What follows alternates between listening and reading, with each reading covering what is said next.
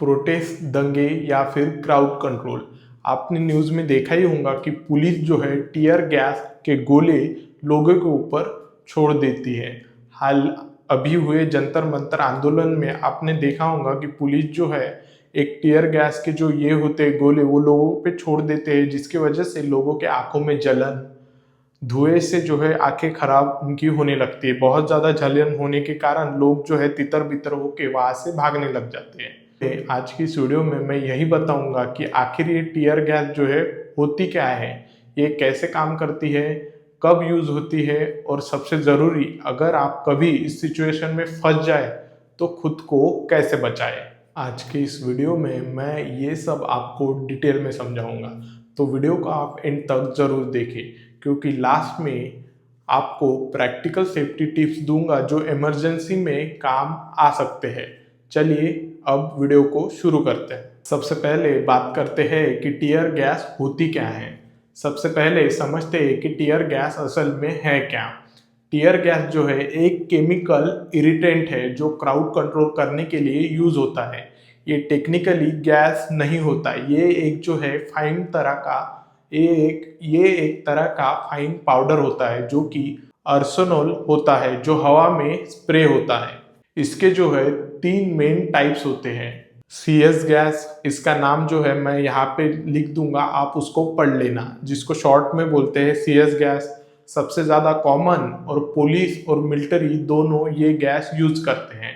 दूसरी इसमें आती है CN गैस 2, यानी कि क्लोरोसिटोफिनोन, पुराना वर्जन, अब कम यूज होता है क्योंकि ये ज्यादा डेंजरस है। और तीसरा आता है OC स्प्रे। तीसरा आता है ओलेरिसिन स्प्रे, यानी कि ओलेरिसिन कैप्सिकम। इसे हम पेपर स्प्रे भी कहते हैं। ये नेचुरल चिली पेपर से बनते हैं। ये तीनों जो है अलग अलग केमिकल्स है, लेकिन काम जो है ये एक ही जैसा करते हैं, बॉडी के सेंसिटिव पार्ट्स को इरिटेट करना, जैसे कि आपकी आंखें, नाक, मुंह या पूरी अपनी चेहरे की स्किन, इन सब पार्ट्स को ये जो है इरिटेट करते हैं, जिससे जो है क्राउड कंट्रोल करने में या कभी भी किसी भी आपदा से, जैसे किसी लड़की के पास में ज्यादातर चिली पेपर स्प्रे होता है, रात के टाइम में अगर कोई छेड़छाड़ करे या आपके साथ कोई दुर्व्यवहार करने का ट्राई करे तो लड़कियां जो है इसको छिड़कते हुए आपने टीवी में या रियल में भी देखा होगा। अब बात करते हैं कि ये चीज जो है ये काम कैसे करती है। अब समझते हैं कि ये बॉडी पर असर कैसे डालता है। जब टीयर गैस के पार्टिकल आपके स्किन के म्यूकस या मेम्ब्रेन जैसे आंखें, नाक के कांटेक्ट में आते हैं तो वो जो है नर्व रिसेप्टर को आपके ब्रेन में जो रहते हैं उनको वो एक्टिवेट कर देते हैं। जो नर्व रिसेप्टर पेन और इरिटेशन सिग्नल भेजते हैं।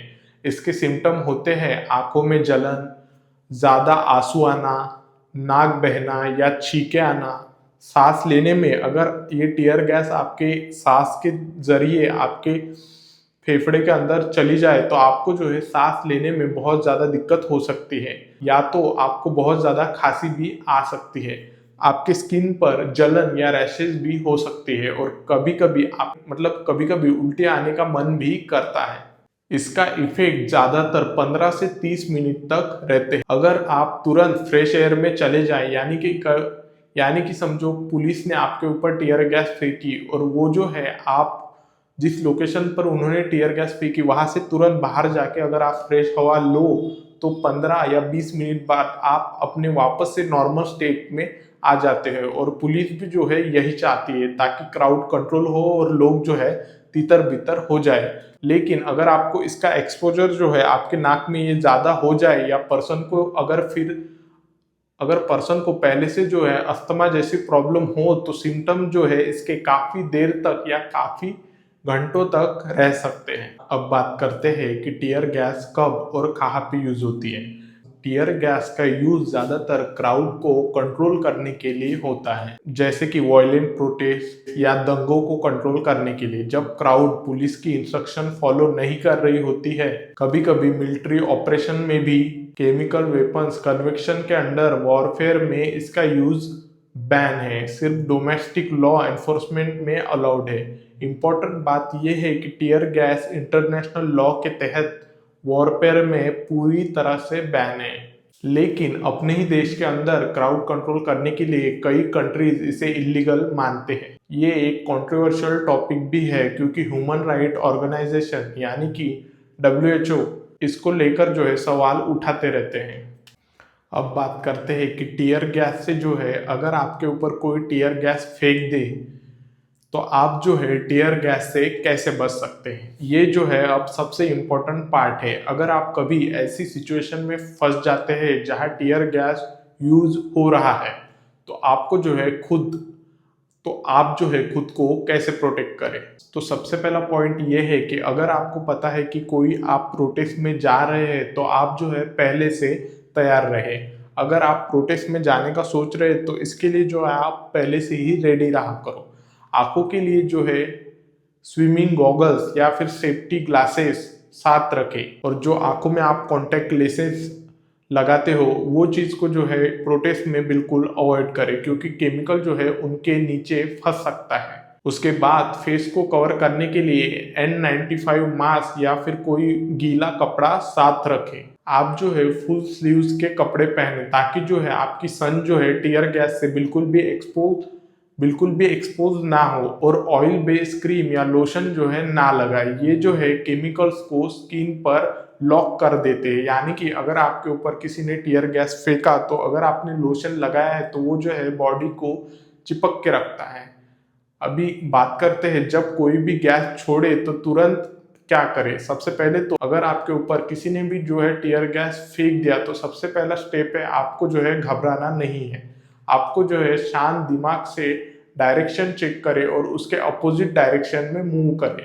जब भी आपके ऊपर कोई टीयर गैस फेंके तो आपको जो है उस डायरेक्शन को छोड़ के उसके अपोजिट डायरेक्शन में भागना है ताकि आपको जल्दी से जल्दी खुली हवा में जाके सांस लेना पड़े और जितनी जल्द हो सके ओपन और हाई एरिया की तरफ जाए। गैस जो है टीयर गैस की बहुत ज़्यादा हेवी होती है और ये गैस जो है नीचे सेटल होती है, इसलिए ऊपर की तरफ जाना बेहतर है।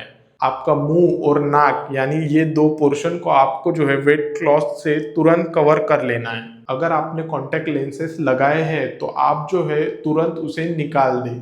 भीड़ में जो है पहले सेफ जगह जाए, वहां पे जाके आपको उसको निकालना है। अब आपको समझो एक्सपोजर हो गया टीयर गैस का, तो आपको एक्सपोजर के बाद क्या करना है। सबसे पहले तो आपको साफ पानी से जो है आंखों को साफ कर लेना है और ठंडे पानी से आपको आपके आँख को ऐसे पानी से छिड़क के अच्छे से धो देना है।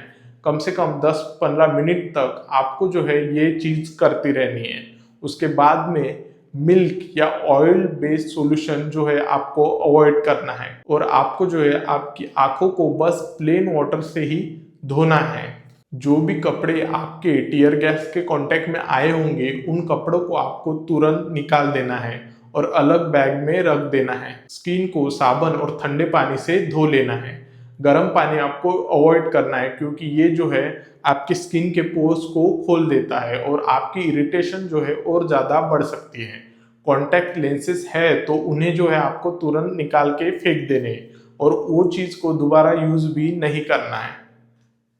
इसीलिए मैंने आपको पहली स्टार्टिंग में ही बताया कि अगर आप प्रोटेस्ट में जा रहे हो तो कॉन्टैक्ट लेंसेज को बिल्कुल भी साथ में ना लेके जाएं। अगर आपको अस्थमा या सांस लेने में प्रॉब्लम हो तो ये सिम्टम जो है 30 से लेके 45 मिनट तक ज़्यादा रह सकते हैं, तो तुरंत जो है आपको मेडिकल हेल्प लेनी है। अब बात करते हैं कि कौन सी चीज़ आपको बिल्कुल भी नहीं करनी है अगर आप टीयर गैस के कांटेक्ट में आ गए हो तो। सबसे पहले तो आपको आंखों को बिल्कुल भी ऐसे रब करना नहीं है। बहुत लोगों को आदत होती है ऐसे आंखें रगड़ने की, ये चीज़ आपको बिल्कुल भी अवॉइड करनी है क्योंकि इससे जो है आपकी आंखों में जलन और ज़्यादा बढ़ सकती है। और उसके बाद में पैनिक में भीड़ में आपको दौड़ना नहीं है क्योंकि आपकी आंखों में ऑलरेडी जलन होती है और आप जो है गिर सकते हैं और स्टैम्पेड से आपको जो है मरने का रिस्क भी बढ़ सकता है या आपका जो है इंजर्ड होने के चांसेस भी बढ़ सकते हैं। उसके बाद में क्लोज इनक्लोज स्पेस में मत जाए, यानी कि आपको भीड़ भाड़ वाली जगह से वापस कांटेक्ट में नहीं आना है। आपको वहां से जल्दी निकलना है। और गैस जो है वहां पे क्योंकि भीड़ भाड़ होने के कारण गैस वहां पे बहुत ज्यादा कॉन्सेंट्रेट हो जाती है, गैस को वहां से निकलने में जगह नहीं मिलती। बहुत सारी भीड़ होने के कारण वो जो है इवेपोरेट नहीं हो पाती, इसलिए आप वहां पे बिल्कुल नहीं रुकना है। अब टीयर गैस के इफेक्ट जो है कितने दिन तक रहते हैं।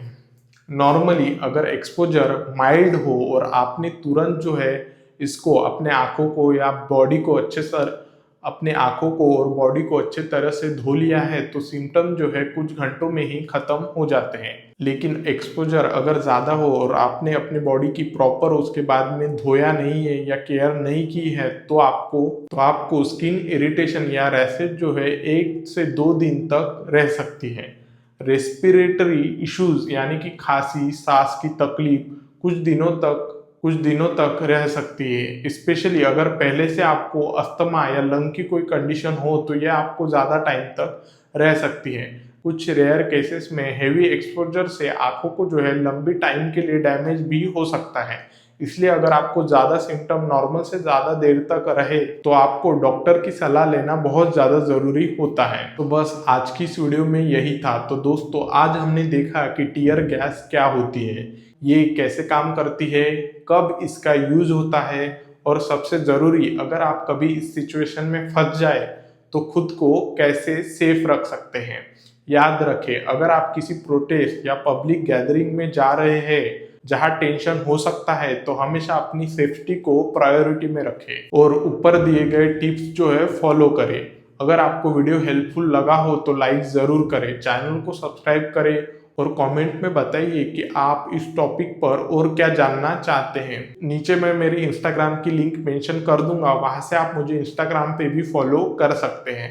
मिलते हैं अगली वीडियो में, तब तक के लिए अपना ख्याल रखिए। धन्यवाद।